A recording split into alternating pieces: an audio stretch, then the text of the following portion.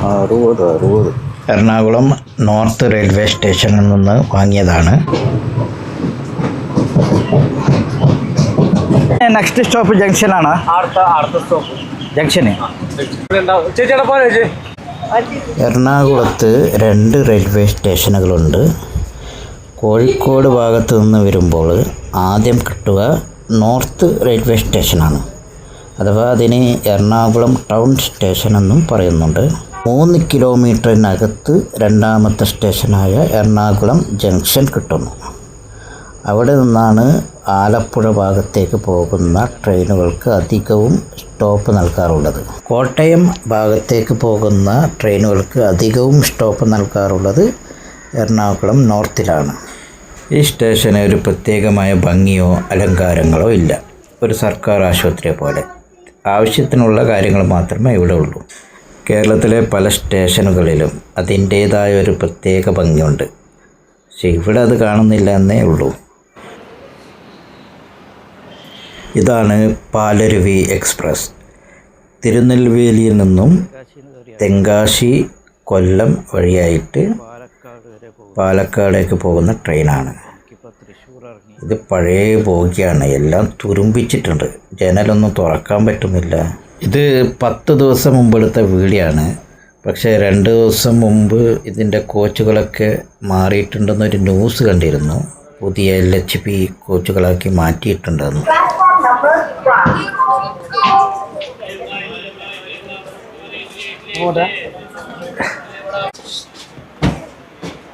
ഇഡ്ലി എവിടെ പോകട്ടെ ഇഡ്ലി എവിടെ പോകട്ടെ.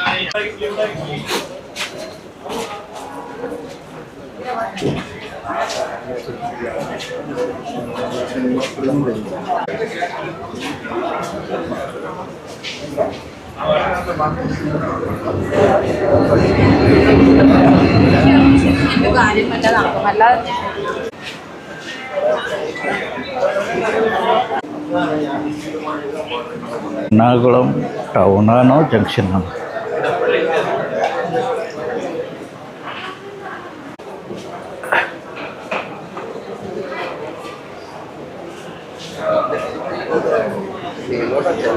എറണാകുളം സൗത്ത്, നോർത്ത് സ്റ്റേഷനുകൾ പലർക്കും കൺഫ്യൂഷൻ ഉണ്ടാകാം. കോഴിക്കോട് വരുമ്പോൾ ആദ്യം കിട്ടുന്നത് ടൗൺ സ്റ്റേഷനായിരിക്കും. അത് കഴിഞ്ഞാണ് പിന്നീട് ജംഗ്ഷൻ കിട്ടുക.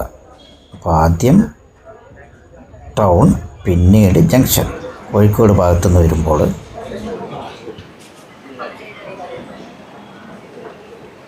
ഈ ട്രെയിന് വളരെ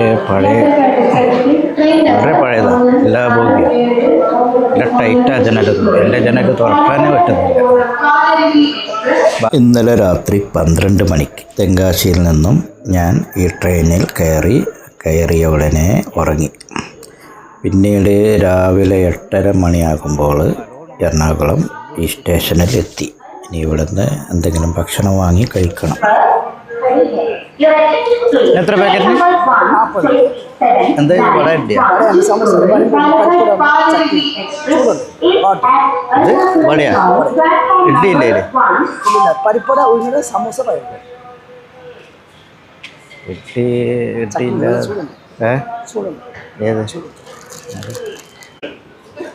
ഏത് എത്രയിന്? 60. 40 തരണത്. 40 തരണം.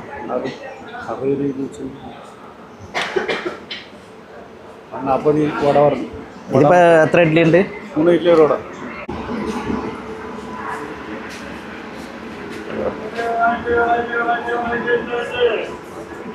Your attention please. Train number 22639 Chennai Central Elevated Superfast Express has arrived on Ernakulam Town platform number 2.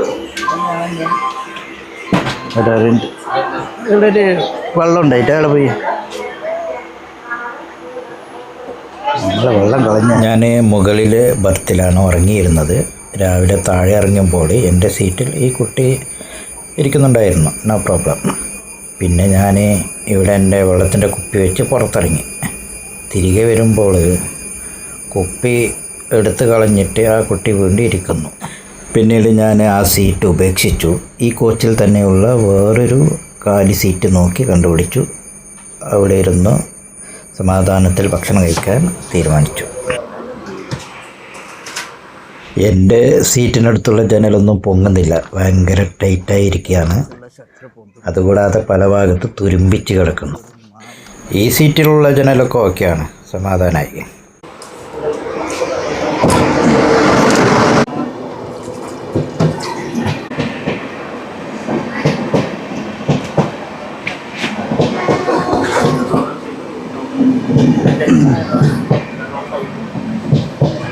ആളില്ലാത്തതുകൊണ്ട് ബെറ്ററായി, ഒരു ഡൈനിങ് ടേബിളായിട്ട് ഉപയോഗിക്കാം. എങ്ങനെയുണ്ട്?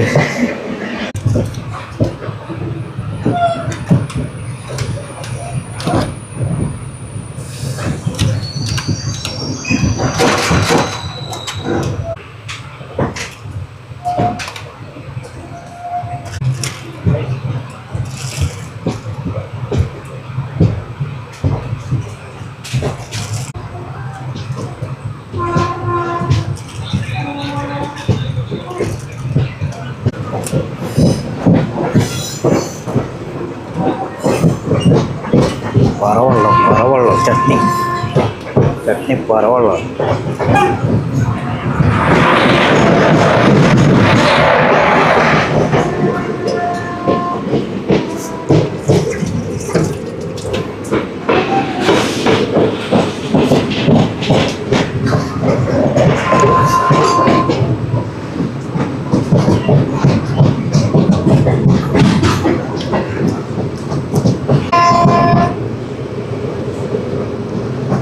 പാലക്കാട് നിന്ന് ഒരു ബിരിയാണി വാങ്ങി,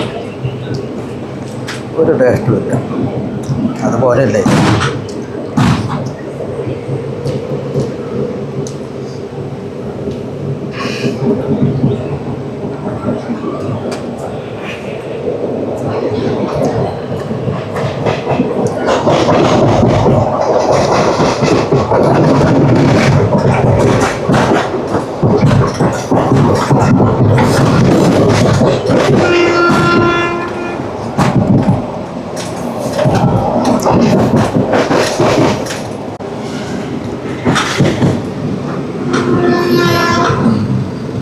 സാമ്പാറൊക്കെ അടിപൊളിയായിരുന്നു, പക്ഷേ കുറച്ച് കുറവായിരുന്നു.